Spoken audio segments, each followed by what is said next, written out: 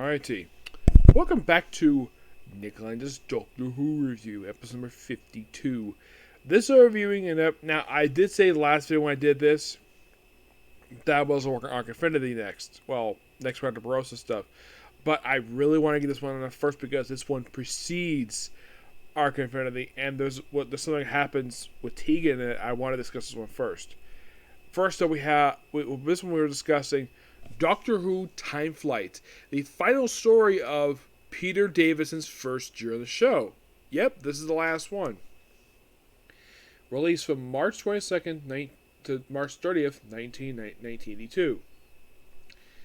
Now, as you can see with the cover, yeah, it involves Concorde airplanes. A type airplane that is no longer made. Yep.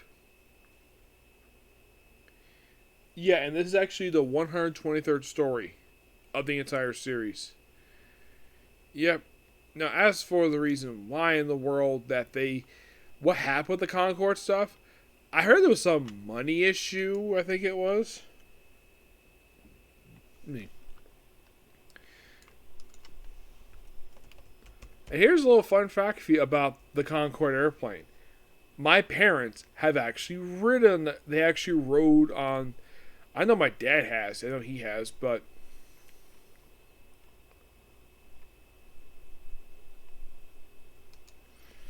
yeah. Apparently it's retired, but my dad has ridden one. My mom has ridden one too. So it was retired back in 2003. Yes, that is basically when it was retired. This is, I think, the only time I've seen ever in Doctor Who, or at least in fiction, when they feature.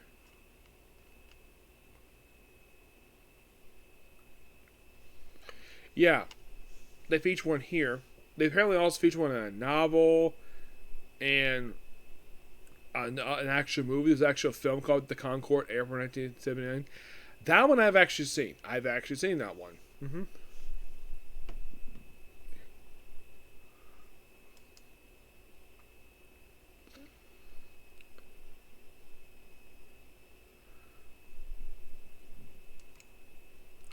From what I heard about these airplanes is that they were not very good airplanes, and these things more risk of crashing. They also by far have the most weirdest design I've ever seen for an airplane. It kind of looks like a mini space shuttle.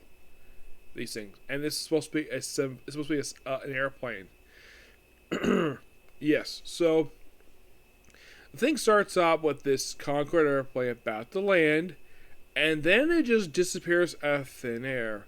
If you're curious, though, how the heck this is accomplished, that's explained about halfway through the first episode. So, then the Doctor shows up with Tegan and Nyssa when they arrive in Heathrow Airport, which, by the way, this is a rare airport. My mom has actually been to this airport before. So, yeah. So, if you're curious, how will my mom know about this airport?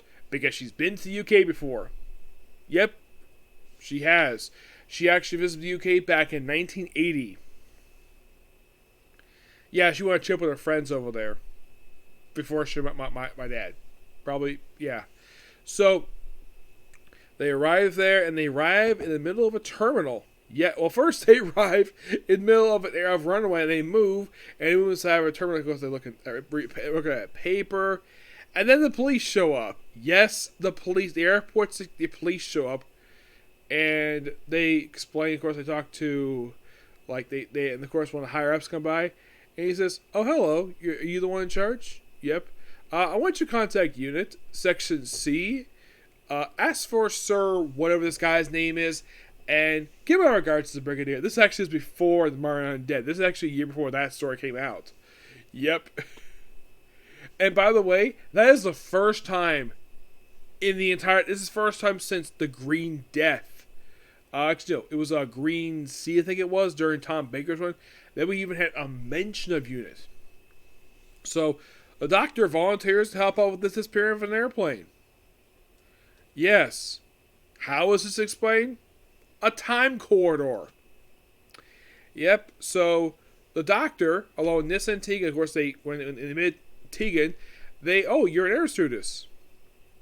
Now, I should point out, though, she was last seen in present day back in 1981 when she met Tom Baker. So she's been traveling in TARDIS at this point for about a year. So, and we see where her flight service off of the whole entire story. She never takes off her overcoat that she wears. In previous stories, she had that off during this whole season, but this one, nope, not really. She doesn't wear a hat. Yeah, I guess for some reason she stopped wearing a hat for. Oh, you're an air stewardess. Now here's the thing. You see, she was actually late for work in her debut story. And the thing is, I'm sure she may have got fired from her job, but it's never stated at all about that. So, and of course, and this of course just happened just after the death of Adric, who got killed off in the previous story, the classic Doctor Who story, Earthshock, one of the best Doctor Who stories in the 80s. Excuse me, also featured return to the Cybermen first time in 10 years. Actually, like 8 years. Now, there's mentions of the Cybermen, and Adric himself does briefly appear in the story as Hallucination, and from what I've heard, it's the same actor. So, yeah, this episode is kind of his final appearance until he briefly appears as Hallucination in Caves Ever's Alley. Yeah, that's something similar that Tegan does the same thing too in the finale in Caves Ever's Alley too. She leaves not with the penultimate episode of a story. She leaves with the third to last one of the story of the season, and then she appears as Hallucination as her last appearance until, well, she returned recently for Doctor Who. So, they take a Concorde, just one Concorde, no passengers, just them. The TARDIS transfer on board, lying down, and apparently there's a device on board that switches the console to where it's supposed to be. So even if it's laying on its side, it will still basically appear like straight, not like sideways. So they follow, they fly around, then they go have some turbulence, and they are, oh, this is Heath Airport. And the console like, nope, this is not Heath Airport. This is apparently 140 million years in the past. And then we see this weird guy, Kali. He's like, yes, do this. Yeah, who the heck this guy really is will complete baffle you at best. So, his faces look like it's about to fall apart. And this guy looked like he's an overweight guy, but oh boy. They're separated to that later. So, yeah, and they find the passengers. Apparently they're slaves for Kali to open up this spaceship. Yeah, what's inside the spaceship is not revealed until the penultimate story. Yep, until toward the end of episode 3 of what the heck is going on here. Now, how is this accomplished that the passengers are treated as slaves? Brainwashing. Yep, brainwashing. Yeah, that's simply the reason for it. Yeah, and of course they meet Kali, and then of course they say with some advice. And then his face starts gooing up. I'm like, what the heck is going on here? And then it's revealed to just be a master, and it's revealed to be the Master. First time he's appeared at this point since Castrovelva. How the heck he survived Castrovelva? Never explained. Yeah, that's the thing with the Master during Peter Davis's run. He will return with no explanation. Apparently the writers of the story just did not care to give an explanation of how the heck he survived a collapsing city. They got turned into, just imploded on itself. Yeah, that is never explained here. Or, like, apparently he got here because his TARDIS broke down. So he has this thing. His TARDIS basically is the form of a pillar, which that's his standard form. Originally, when it first showed up in Terror of the Autons, it took form of a horse and buggy, and later on became, well, a column. Excuse me. Now, here's the thing. Unlike the Doctor's chameleon sticker, which is stuck on the police box, not in the case of the Master TARDIS. His TARDIS looks perfectly fine. Yeah. And here's kind of the weird thing. Apparently, New Who forgot the fact he has one, so basically commandeers the main TARDIS. Because his own TARDIS has completely disappeared. Like, here's something quite weird, though. Apparently, after Classic Who wraps up, his TARDIS is never seen again. No, seriously. Any appearance he's made, like, since Classic Who wrapped up, his TARDIS has I think his TARDIS did pop up. I think finally they returned for Jodie Whittaker when they brought back the Disc Compressor as well. Which, Disc Compressor has seen the story, but it's never utilized. Nope. And by the way, the TARDIS is brought there to Kylie's chamber. And of course, he wants to use the TARDIS to, escape in that time. So, eventually it's revealed what's inside the spaceship. Apparently, it's some alien species which apparently lost a war to this barbarian race. Especially because of Z. And there was another species there too who apparently looked like, oh, it's a figure. Nope, that was a result of this compressor. Yep. And apparently the small amount of passengers on this Concorde, by the way, you look at Concorde, like this patch look like it's about 15 people. You think the size of this thing will be a bit more than that. Yes, if you're curious though. Okay, so how many passengers can fit on a Concorde, you might ask?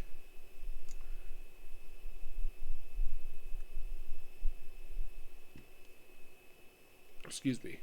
So,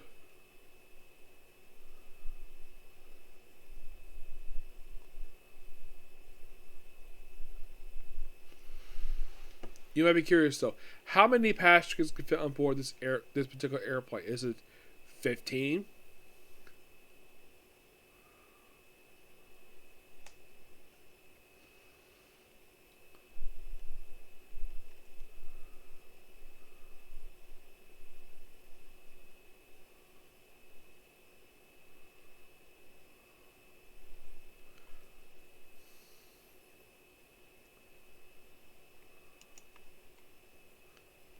Okay, so apparently it could fit not 15 people like it was shown in this episode.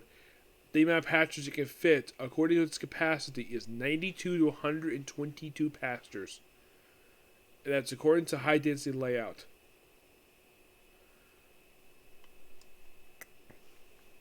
I'm looking at the thing now. I look at pictures of the Concorde and I'm like, yeah, I think they used an actual Concorde for the episode. Heck, even on the pictures I see here look like they're actual based the ones they use for the show itself. Mm-hmm. Yes. Oh, the top name they use this particular one. Pan Am. Yeah. An airline company that's no longer in business. So yeah, it had problems. Apparently, it got heating problems too. Yeah. So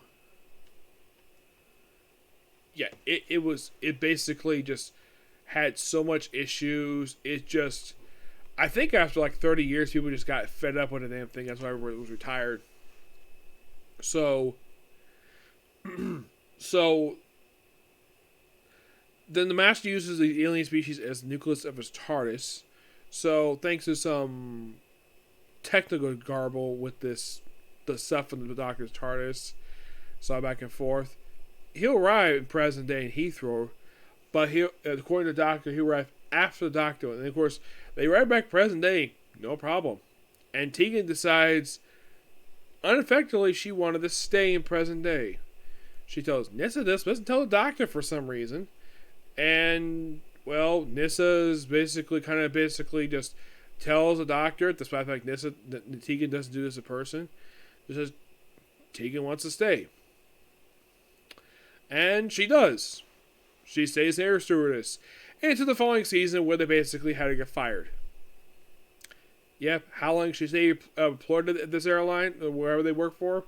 No idea. We'll find out when we talk about Arc Infinity. But Time Flight is an interesting story for what it is. You could say, it's just basically an advertisement for the Concorde, which was an actual airline at that point in time. Yes, you can definitely say that. The story is weird. It's Doctor Who, of course, it's weird. But I think the one thing in particular that I think a lot of people may have had a problem with the story, like even at the time, was the Concorde. I'm sure the Concorde was not popular with some people. Basically, where I bet some people basically felt that flying this thing was dangerous. My parents have told me they've only rented these type of airplanes once, and they never did ever again. They mostly have flown other type of airplanes. I never had a chance to. I don't remember flying one of these things at all. This week, yes, it was retired in 2003. I never ever remembered flying these type of airplanes. Never did. Yeah, so they retired it.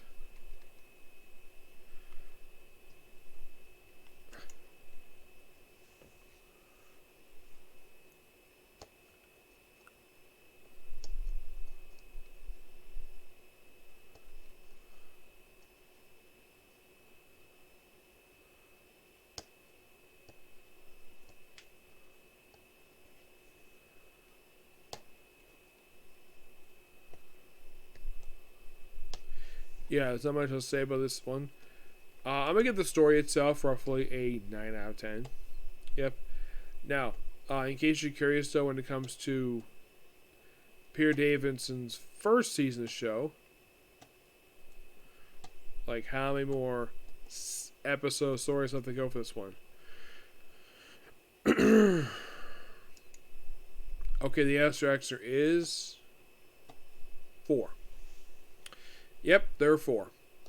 Yep, just 4 more to go. Just 4 to Doomsday, which was the second one ever released this season. Conda, Black Orchid. Yeah, it was just 3. Yeah, 3 left. And that's it. Yeah, in the case of the final season show, I basically have, of the stories released that one, I own all of it except for 2 stories. The Awakening and Frontiers. I don't know when we get to those 2, but I will get those 2. The only story I have reviewed for the 21st season was the Resurrection Dalek. Just 1 story from that one. So, Peter Davison is definitely somebody I really enjoy viewing his stuff. He, of course, got plenty of charm with him.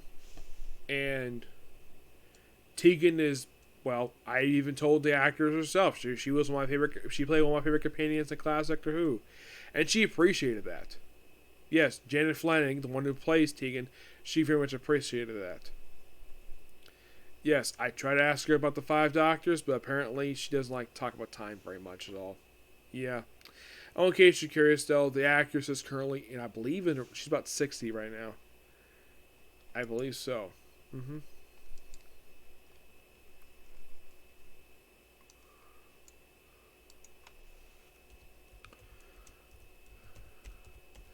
Yeah, this is considered to be her first departure from classic Doctor Who. Yep. That's what it's considered to be, and then she gets back to her next story. Mm-hmm.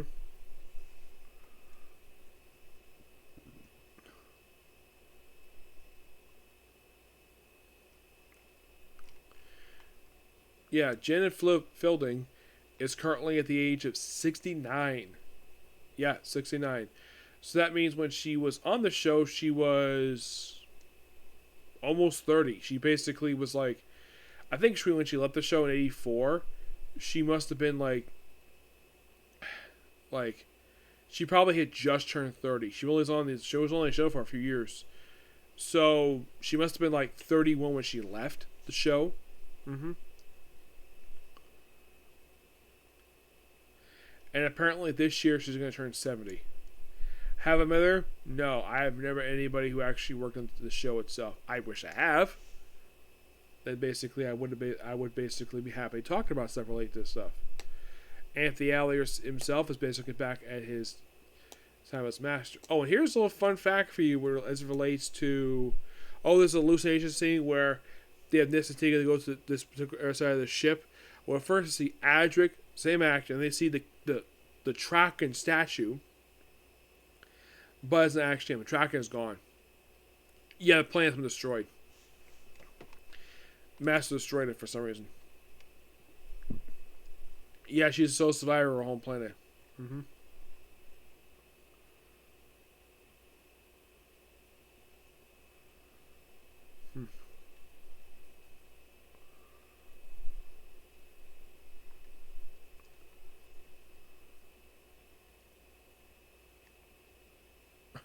Okay.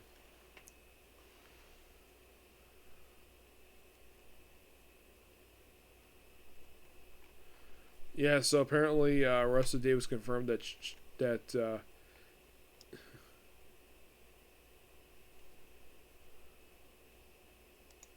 well, I'm not gonna talk about it right now. Yep. So yeah, that's that particular view. Next up is the Comic Corner, and now I'm gonna go. Okay. Next video.